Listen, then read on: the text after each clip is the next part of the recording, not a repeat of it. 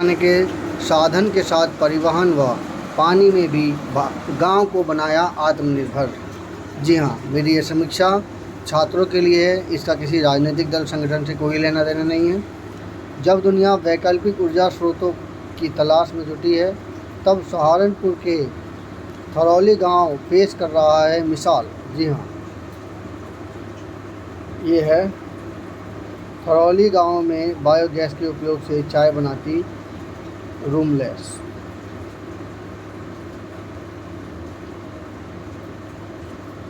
मुख्यमंत्री पंचायत पुरस्कार समेत कई पुरस्कारों से ग्राम पंचायत थरौली को सम्मानित किया जा चुका है।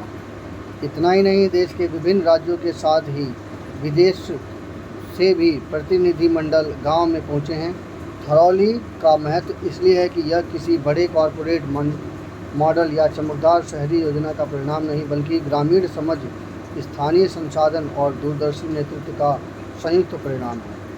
और ऐसे ही गाँव को उठा देना चाहिए, खास करके प्रिंट मीडिया इन्हीं गाँव को उठा करके बाकी गांव पंचायत और गांव समाज को उठा करके उसको इस लायक बनाए कि वो ऊर्जा का सोर्सेस खुद भी बना सके।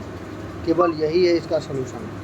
सहारनपुर की खबर है। पश्चिमी एशिया में तनाव और ईंधन संकट के बीच जब दुनिया वैकल्पिक ऊर्जा स्रोतों की तलाश में जुटी है, तब सहारनपुर की थरौली गांव मिसाल बनकर सामने आया है। यहाँ रसोई की लौ LPG सिलेंडर से नहीं, बल्कि गोबर गैस से जल रही है। लगातार 2 बार से चुनी जा रही ग्राम प्रधान रीटा चौधरी ने गांव को ईंधन से लेकर ऊर्जा तक के स्रोत के क्षेत्र में आत्मनिर्भर बनाने के लिए ललक लगाई और ग्रामीणों ने उसकी पहल को आत्मसात कर लिया। और ऐसी स्थिति में प्रिंट मीडिया को भी चाहिए कि ग्राम प्रधान रीटा चौधरी का इंटरव्यू लें, उसमें कितनी लागत लगी है और वो लागत बता करके ज़्यादा से ज़्यादा गांव सभा को मतलब आत्मनिर्भर बनाने में एक बहुत महत्वपूर्ण योगदान देने में ये इंटरव्यू काम दे सकता है। अब आधे से ज़्यादा घरों में ईंधन के लिए गोबर गैस इस्तेमाल हो रही है, तो बिजली के लिए सोलर पैनल लगवा लिए गए हैं। इतना ही नहीं, वर्षा जल संचय पर बन गई योगी लेक अब गांव के युवाओं के लिए नौकायन का केंद्र बन चुकी है। अब ये देखिए, जो पानी बचाने के लिए जो नौकायन का केंद्र भी बन चुकी है, वहाँ पर जो लेक बनाई गई है। ग्राम प्रधान रीटा चौधरी ग्रामीणों की भागीदारी और लगातार नवाचार ने थरौली को स्मार्ट गांव की पहचान दी है। जी, सबसे बड़ी बात यह है कि ज़्यादातर जो ग्राम प्रधान होते हैं या जो भी मेयर चुन के आते हैं, वो अपने केवल रोड बनाने पर, लाइट जलाने पर या मतलब इसी प्रकार के कामों में रह जाते हैं। वो स्मार्ट गांव की बनाने की तरफ पहल नहीं करते हैं। और ये जो स्मार्ट गांव बनाने की पहल नहीं करने की वजह से वो अपने गांव को एक स्पेशल गांव घोषित नहीं कर पाते। और ये स्पेशल गांव घोषित ना होने की वजह से वो गांव पॉपुलर नहीं हो पाता। जब गांव पॉपुलर होएगा तभी तो जाकर के वहाँ पर इन्वेस्टमेंट होएगा।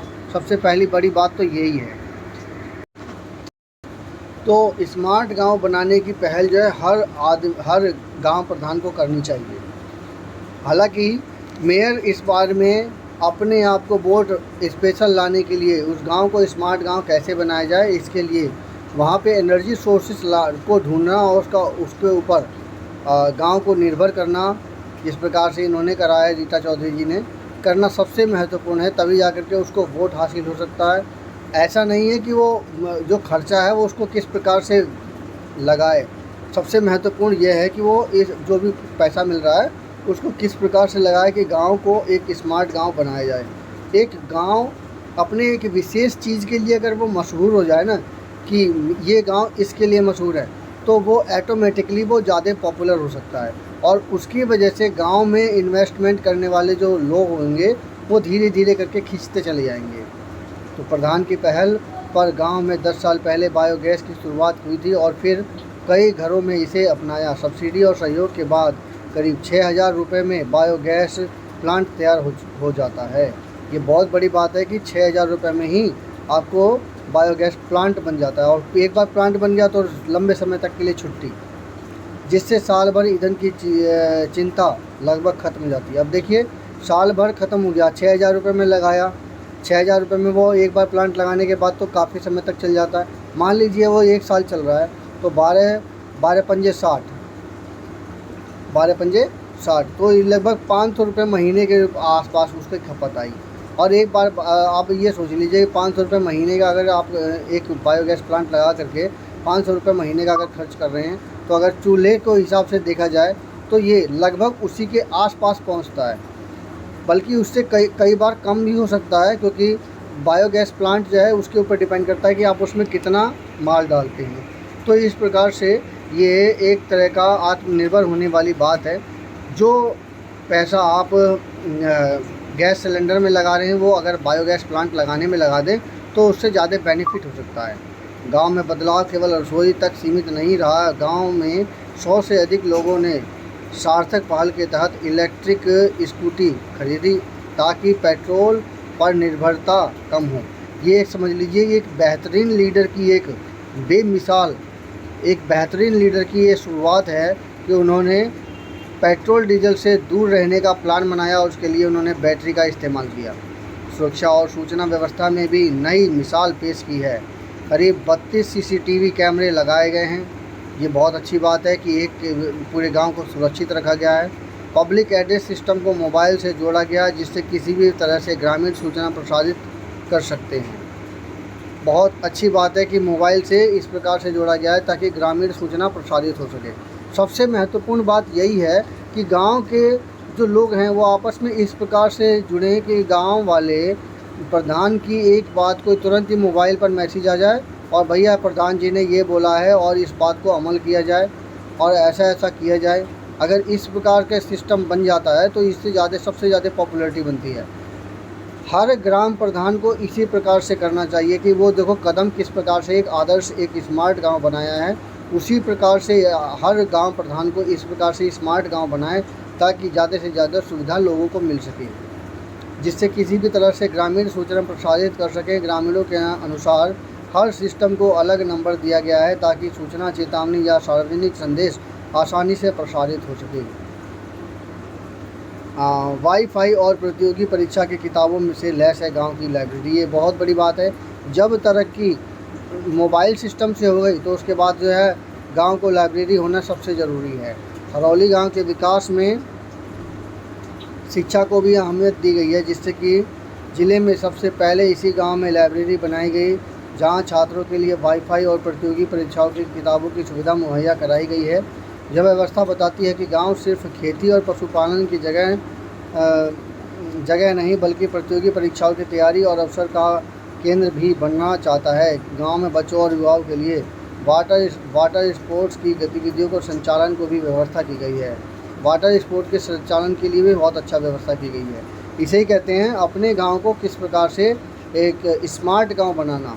इस चीज़ को समझ करके हर ग्राम प्रधान अपने गांव को किस प्रकार से स्मार्ट बनाए उसकी एक रूपरेखा बना ले।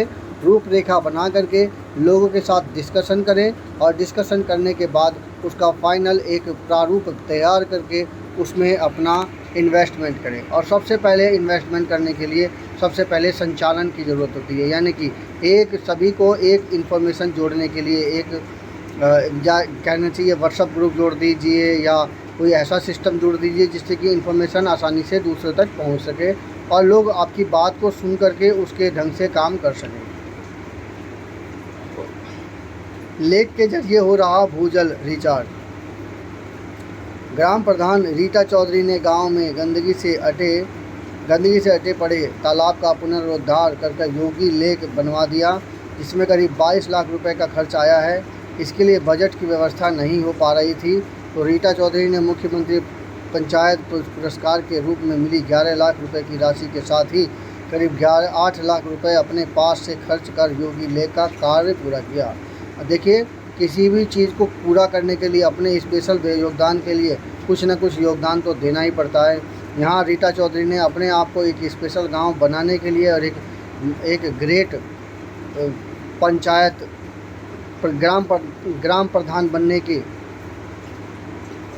के रूप में प्रसारित करने के लिए उन्होंने अपनी जेब से 8 लाख रुपए लगाए हैं। 129 करोड़ लीटर पानी की क्षमता वाली योगी लेक प्रत्येक वर्ष वर्षा जल से लबालब भर जाती है। योगी लेक के जरिए भूजल रिचार्ज हो रहा है। इसके साथ ही ग्राम प्रधान ने अपने निजी खर्च से नाव मंगाकर योगी लेक में नौकायन प्रतियोगिता भी शुरू कराई है, जिसमें युवाओं की काफ़ी भागीदारी रहती है। इसके साथ ही 2 लाभ हो रहे हैं। गांव की पानी खपत 3 करोड़ 36 लाख लीटर प्रति वर्ष है। ये बहुत बड़ी बात है। इसी प्रकार के मतलब ये हैं वो रीटा चौधरी, इन्होंने बहुत बड़ा योगदान किया है और एक नोबल यानी कि कहना चाहिए एक आदर्श गांव बनाने की इन्होंने जो कल्पना करी है वो पूरा किया है। सबसे बड़ी बात है इन्होंने पूरा किया है। 10 साल पहले गोबर गैस प्लांट लगाने का विचार ITC कंपनी की तरफ से दिया गया था। इसके लिए CSR से फंड भी मिला था। इसके बाद एक दूध विक्रेता कंपनी की मदद से गांव में कई बायोगैस प्लांट लगवाए गए। गांव को 28 राष्ट्रीय अवार्ड मिल चुके हैं। भाई साहब 28 राष्ट्रीय अवार्ड हैं। प्रत्येक घर में पशु है। साथ ही लोगों ने 35 बेसहारा पशुओं को भी घरों में आश्रय दे रखा है, जिससे प्लांट के लिए गोबर गैस मिल जाता है। खाना बनाने के लिए ये रीटा चौधरी ने कहा है। तो ये थी मेरी समीक्षा। कैसी लगी समीक्षा कृपया कमेंट कीजिए, चैनल को सब्सक्राइब कीजिए। धन्यवाद।